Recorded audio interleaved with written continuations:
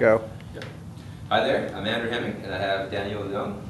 Did I pronounce your last name right? Yeah, that's okay. Good. All right, we're going to just look at Spartan strength coach warm-up here we use with our athletes. So basically, the key thing to note is that the purpose of this is not just to get warm. Yes, we do want to elevate core temperature, but we're also looking at things like how can we mobilize joints, how can we activate dormant muscles, how can we practice proper movement mechanics, and as well, how can we integrate things that research has shown will reduce risk of injury, such as stability stuff.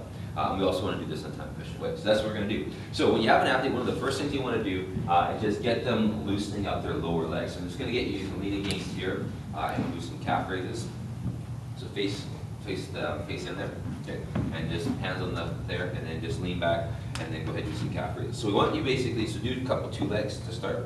Okay. We didn't rehearse this, so we're just making that. Basically, we want a couple two-leg things here. And the whole idea is that we're going to start to do some jumping jacks to increase core temperature, but we want to start with loosening up the lower leg and getting some blood there before we start hopping up and down. Okay. So after it's done a couple of reps there, then we can go ahead and do the one side. Okay. Make sure you get a close-up of Daniel's calf. So we'll just get that. So we've got that for you too, and then a couple of the other side there. Perfect. All right, so this is just to get us kind of loosened up. From there, we're just going to go into jumping jacks. So you can go ahead and do some jumping jacks. The key thing to note when you're doing this is like if it's like, you know, November, January, if it's really cold, spend maybe an extra couple minutes here. Normally about a minute is pretty good. Okay. Then go ahead into seal jumping jacks. So same thing, but with the hands this way. Okay. And so here we can start working, just getting kind of just the pecs involved more, and just kind of loosening up the crater roll there. All right, good. So now we've got the general warmth. Again, take what time you need, and especially if the gym's cold, take more time. I'm going to get you, I'll actually just demo these two, because I'll just kind of show you. So the next thing we want to do at is T-spine. And so what we're going to see is that with all our athletes, even if they're, regardless of their sport, they're sitting over their desk or their computer or their iPhone all day. So we want to loosen the T-spine. So what we want to do with this is we'll do extension. We'll do like a cat-camel motion. So we're just going up and down here. Okay. The key thing is when you're in the down part, you want to tuck the chin in, like you're trying to make a double chin, right? So, great shot. But you want to just get that chin tucked in and let the scapula kind of squeeze together, and then just gently come out of the round. Okay. And this will just work on T-spine extension. There's a lot of other things you can do, but this is quick, no equipment. And then go from there into T-spine rotation. So we just kind of get into a squat position here so that we lock the lumbar in so it doesn't move. And then we can just put the hands on the ribs. And then with this arm that's down, I'm going to drive this into the ground. And with my eyes, look as far up and behind me as I can. Okay? And we'll do that each side. Okay? You can also do this from this position with the arms straight, okay? But that can be a little bit more of a provocative position, especially if the T-spine is locked up. It's easier to kind of overextend the glenohumeral. So be aware that that might not be ideal, especially for like say contact sports like hockey or repetitive overuse like volleyball. So we do those two things. Then Daniel, I'll get you back in here. The next one we do is arm circles. So we just start in one direction, small arm circles, okay? And just as you get warm, go ahead, go bigger and bigger. And again, this is one that you can vary the time length depending on how cold it is and how much you need the athlete to get warm. And then once you're done that, repeat that with the opposite direction. From there, we're going to go into a wall slide, okay? And this is a drill that will further work with shoulder mobility. It's also something that's great for activating the lower, particularly the lower middle, especially the lower trap. So we're going to basically want to feel this exercise right in through here, okay? So what we're going to do is get Daniel up against the wall here, okay? And we'll just bring his feet off the wall a little bit like this, okay? Big chest, good. So chest is up, shoulders down the back, get your arms here, okay? And we're just going to kind of start in this position here, okay? And then we're going to come up in like a V shape there. Okay, so there's your W to V. And what this is going to do is just loosen up the shoulder here, and as well, we want to focus on feeling this right in through here, okay? Now, if the athlete's really tight, Daniel's good range of motion from weightlifting, they might be off the wall a little bit, but just have them get as close as they comfortably can, okay? Lifting the chest up, again, pinching there. If somebody's really locked up, we don't want them overarching here, so that's why bringing the feet out in front can help with that. But it's better to, to be a little bit off the wall than to be like super hyperextended back, trying to touch the wall and then just reinforcing lumbar hyperextension. Good deal. All right, so then we got hip side to side. So this is one you guys are all pretty familiar with, and just kind of loosening up here. And what he can do too is after he's done a few reps, he can reposition his feet a little wider and then kind of go from there. Okay? Let's get nice and loose. Next one we're going to do is hurdle steps. And so, like if you have a hurdle set up or a barbell, you can do that. But you can also just pretend, right? And this just makes it fast for group warm up. So you just pretend that you're stepping over. So what we get you to do, sorry, again, we didn't rehearse this. Step over and then come back, okay? So you just kind of imagine that the rod is basically like right here, and you're stepping over back. Now, when you're coaching this, what you want to watch for is a lot of times you'll see a height discrepancy, like as they go, like they'll get short, and what they're basically doing is they're flexing their lumbar spine to make up for lack of hip mobility. Okay? So what we want to see is that Daniel stays tall, and as I'm coaching, I'm watching his lumbar spine to make sure that he's always got the neutral spine there. Perfect. Next one we got here is the static hip flexor stretch. Okay, so this is something if you have, you can bring a mat down for the athlete and just come here so that you can still kind of hold on to the front, and we'll just get you down in this position there. All right. Now, Charlie Weingroff had mentioned in the video that we saw that you want the big toe needs mobilizing, so we want the foot in this position here. Okay. Then what we want to do is look at kind of tipping the pelvis back and kind of tucking the tail under as much as you could, and then squeezing this glute here, making sure that that's rock hard first, and then from there we can kind of push forward a little bit in the stretch. Okay. The other strategy that you can do, especially if you've got something to hold on to, kind of this is an FMS stretch.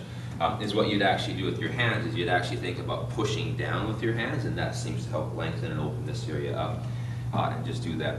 So this is something, again, we don't typically static stretch pre-workout, but the purpose of this is that the hip flexor is basically like a great illustration I think Brett Jones came up with, was that the hip flexor is kind of like a parking brake, right? This is your engine, this is the parking brake. If this is locked up and tight, you're not going to be able to fully express power from the engine. And so this is something that will enhance sprinting speed, especially vertical jump can be enhanced by loosening up the hip flexors. Okay, go ahead. And so again, we do both sides, which we won't do right now. Then from there, we're going to go into a dynamic stretch for the hips. Okay, and so I'm going to get you just to come back up again. I'm going to get you to do kind of a reverse lunge. So you can start with 1 foot here, and then just reach back. You can reach back off, but just get your back knee on there. Take a step backwards. Okay. And what you want to do with this is reach as far back as you can with that leg, okay? And then once you're there, go ahead and reach the arms up overhead, okay? And this will just lengthen things up here, okay? Now what happens is a lot of times I've seen with athletes with this is they're thinking of this as like reverse lunges, so you'll see them, they're just going, right? And they'll miss the point of that. We want to make this a stretch, so we're just going to do dynamic. So as soon as he's got that, you come back up and go back with the other leg, long reach back, wait till the knee's on the ground. Okay, and then go ahead, reach up overhead. Okay, and this will just get quite a good dynamic stretch through the hip here and the hip flexor on the other side. Perfect. All right, then we're going to go from there. Now that we've loosened the hips up, we want to go more into glute activation, and so we're going to go from here into the hip hinge. So basically, we want the athlete to be here. They're pushing back, okay, like they're going for the wall, and then coming up with there. And so this is again something where we can get dynamic stretch here, glute activation here, and then movement rehearsal, right? So we're practicing that move, so then when we go to deadlift, they've got that movement in place. So that's going to be a really good one to follow up. And again, coaching, neutral spine the whole time, good hamstring stretch, good glute activation. We're going to go from there. All right. From there, we can go into some type of a squat. And so we can have Daniel just do like a body weight squat, okay? And from there, just if they're still kind of, warming up and stuff, they might not be able to get down all the way. Feel free, if you've got them, you can add like a light kettlebell and do a goblet squat. They just pretend it's a kettlebell there. We can do that. We can also just take like a lightweight and do that front raise squat, so they can be here and just raise the arms out in front of them as they come down with a, like about a 10-pound weight plate or something there. Or you can even just do the EQI, where we just hold the bottom position for a period of time with the goblet or the plate, and just chest is up, but don't let them go so low that they start to lose neutral spine, so they're just locked in position there. All right, then we can go from there into a bit of core activation. So what I'm going to do is get you down your back there, okay? And so what I'm going to get you to do is just go ahead into a glute bridge. Just come into this position here. Let's squeeze the glutes, come on up. Okay? So with the glute bridge, again, you should be, your feet a little closer together. You should be feeling this in the glute. If it's always good to check with the athlete if they feel their hamstrings cramping, okay, or their low back being strained, then the glutes aren't firing. Okay, and so we want to make sure that's good. And then in this position here, we're just going to do leg lifts. So you're just going to straighten this leg out here. And what we're watching is that this hip doesn't drop as that foot comes up. So he pauses for a few seconds and then goes to the other side there. Comes up, pauses, and again, just holding that in so there's nothing changes here as he's doing it. And just even, 3 reps per leg, and then we're going to go from there. Okay. From there, we're going to go into the RKC plank. So just go ahead and hop into a plank position. Okay. So this is from the Russian Kettlebell Challenge. Basically, what we're going to get Daniel to do is to go ahead and walk your elbows forward a little bit. Okay. And then what I'm going to get you to do, without changing your position, so stay back this way. Okay. Keep this nice and tight. Squeeze the glutes. Okay. Wherever the glute should be, come on, get your glutes. There you go. Good. That should be part of the plank. And then from here, just going to get him to tense everything up and pull your elbows towards your toes as hard as you can. Good. And we just hold this for about 5 seconds. And so these two will just help with activating the core. Go ahead, relax there. Okay. And then we can go into some hops. So go ahead, stand up. Okay. So what we're going to do with the hops is we're just going to go 4-point hops. So we're just going to pretend that you're standing in the middle of a box and just hop to each corner and go back. Okay. And so I just demoed that, so we'll go on. The next thing we're going to do is a hop with stability on a single leg, and this is a really good injury prevention one. The trick is that if you leave athletes on their own, they're just going to do, and it's kind of a waste of time. And so what you want to do is mirror the athlete. So if I'm coaching Daniel, I say, okay, go ahead on your right foot there. We're going to go to your right, and you do it with them. And then, so I make him stay there until he's good and stable, and then I'll move back. Okay, now I'll go backwards. Okay, so I'll go with them, and then again, go this way, and then this way. Okay. And then I'll just mirror him, and then you go forward.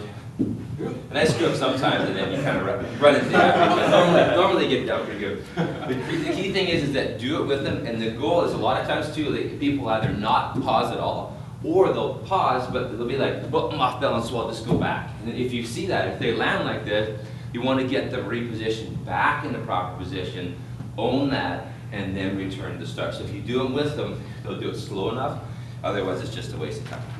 Okay, so those 2 exercises will help with the injury prevention. The other one that we like to do is the partner push.